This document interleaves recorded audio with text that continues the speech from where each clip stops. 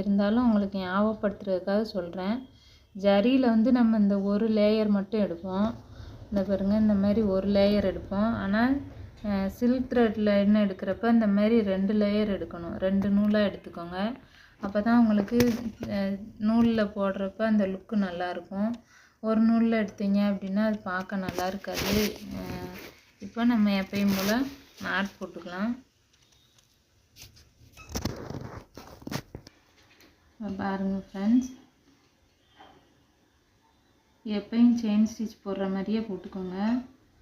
Single chain stitch மாதிரி போட்டுட்டு அதுக்கப்புறம் நம்ம எப்பயும் பழகுன மாதிரி டபுள் செயின் ஸ்டிச் பழகிருப்போம். நான் இதுக்கு முன்னாடி டபுள் செயின் ஸ்டிச் எப்படி போடுறதுன்றத ஜரிலையும் போட்டிருக்கேன், சில்க் த்ரெட்லேயும் எப்படி போடணும் அப்படின்ற வீடியோ நான் அப்லோட் பண்ணியிருக்கேன். அந்த வீடியோ போய் பார்த்தீங்கன்னா உங்களுக்கு தெரியும்.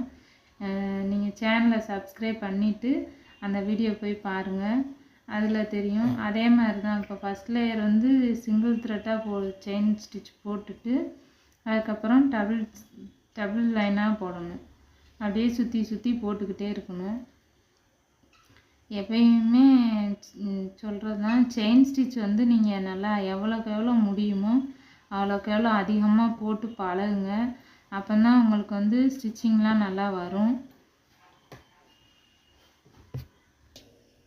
பாருங்கள், நான் இப்போ அடுத்த மேலே இந்த லைன் வந்து நம்ம முடிச்சாச்சு, இந்த ரவுண்ட் முடிச்சாச்சு.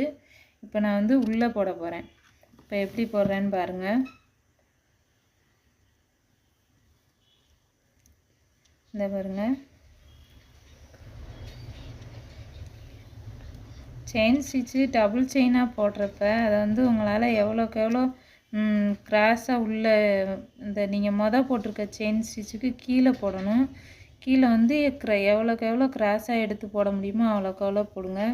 அப்போ தான் அந்த கேப் வந்து உங்களுக்கு தெரியாது, நல்லா ஃபில்லிங் வந்து பார்க்குறதுக்கு நல்லாயிருக்கும்.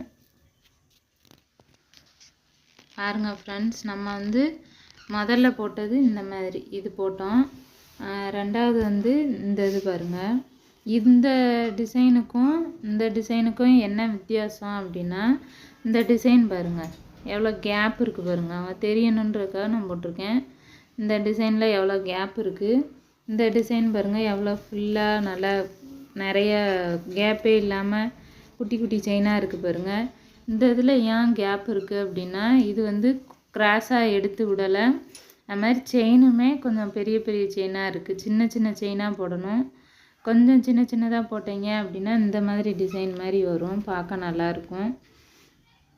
நீங்கள் கொஞ்சம் முடிஞ்ச வரைய குட்டி குட்டி செயினாகவே போடுங்க.